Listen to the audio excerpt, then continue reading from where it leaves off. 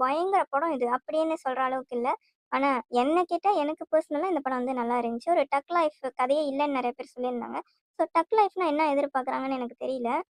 அப்புறம் முக்கியமா இதுல வந்து கமல் வந்து 2 ஹீரோயின் வந்து நடிச்சிருக்காங்க. 2 பேரு நடிச்சிருக்காங்க.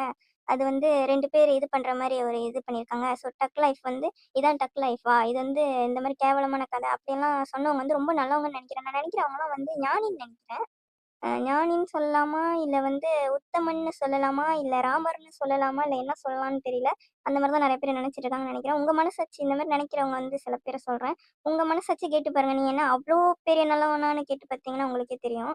இந்த படத்த பேசுறதுக்கு முன்னாடி நம்ம எப்படியாப்பட்ட ஆளுன்ட்டு. ஏன்னா ரவுடின்னு பேர்ல இத மட்டும் தான் நெறைய பேர் பண்றாங்க. அவங்க 2 பேரோட நிறுத்திக்கிட்டாங்க படத்துல அந்த கதையில. அ நிஜ வாழ்க்கையில வந்து 1000 பேர் வச்சிருக்கிறவங்கலாம் நல்லவன்னு சொல்லிட்டு இருக்காங்க. அதாவது யாருக்குமே வந்து ஃபெக்ட்டோ, ரியல் கதைய யாருனாலயும் ஏத்துக்க முடியாதுன்னு நெனைக்கிறேன். அந்த மாரி ஆளுங்க மட்டும் தான் இந்த படம் நல்லா